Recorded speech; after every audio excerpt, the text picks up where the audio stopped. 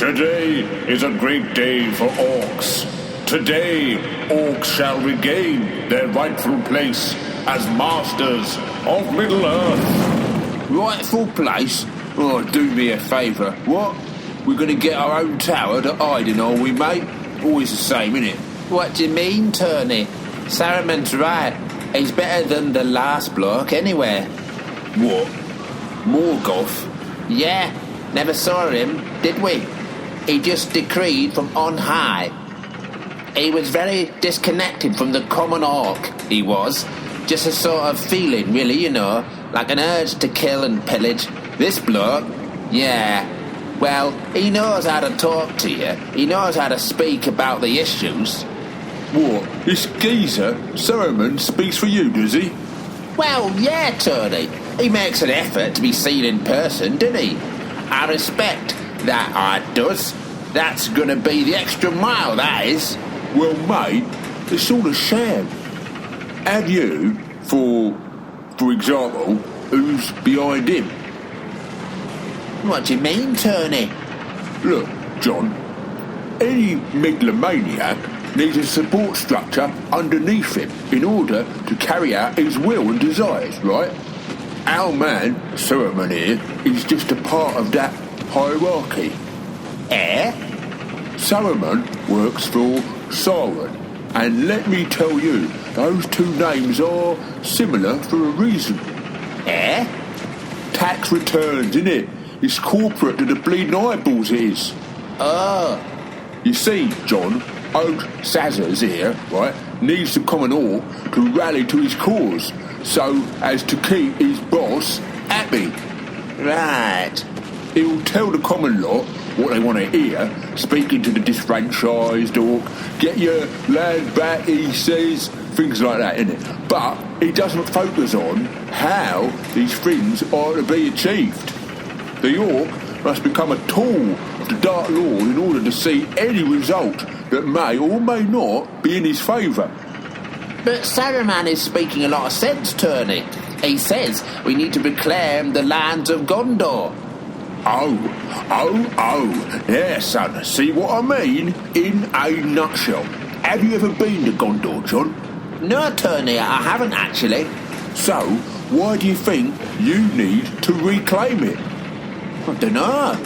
Seems a nice place, like, innit? I mean, he reckons that we can all get what's ours, like, you know, a fair distribution of resources, is what the pamphlet said. Fed up of dirt and dang, want to eat living things that scream, want a nice house in the realm of Gondor, then join the Saruman. Saruman promises, I misread that bit, promises a fair redistribution of wealth, lots of violence and plenty of screaming, then to kill horribly, see the world, then burn it. See? Now that's appealing to me, innit? I mean, before this, it was just, you know, panel beating old armour in the shop. Saruman offers real change. Oh, blimey, mate. You are just being led by the bollards, innit? Look, when you rally to his flag... Yeah, it's a nice flag too, Tony. Gives me something to believe in, that does. A symbol. Powerful things, symbols. Yeah, exactly what him up there and his boss want you to think. Listen, do you think that if you rally to this geezer's flag, that it will end up with you firmly ensconced in a nice white house in the shining realm of Gondor? I don't know. These things take time, don't they? Or do you think that maybe it will end with you cleaved clean in two by a broadsword, 2 or 3 elf arrows sticking out your butt? He promised us stuff too, man, Tony. Oh yeah? What? Man flesh, violence, you know, all the favourite orc things. John, my friend, types like that promise whatever they think the oi polloi need to hear. Or what about the goblins? What do you mean, Tony? Your promises are propped up on their poverty, mate. Oh? You don't see any mention of goblins and their rights in that leaflet, do you? No, mate, because they aren't important to that particular phase of the agenda. Them goblins, mate, they do all the menial work, keep the industry of war moving, innit? Whilst we, the executors of the same industry, the tools, if you will, are amassed and being programmed to fulfil a preordained master plan. They work, we work, then geezers up there, they sit back and exploit us, and the goblins underclass, and reap up all the gold they can get their hands on. Apart from Sauron. Well, yeah, he's just a big burning eye at the moment. Yeah, and I. Both us and them goblins are just a mass exploited workforce, mate, with different functions to the old, the thick end of the wedge.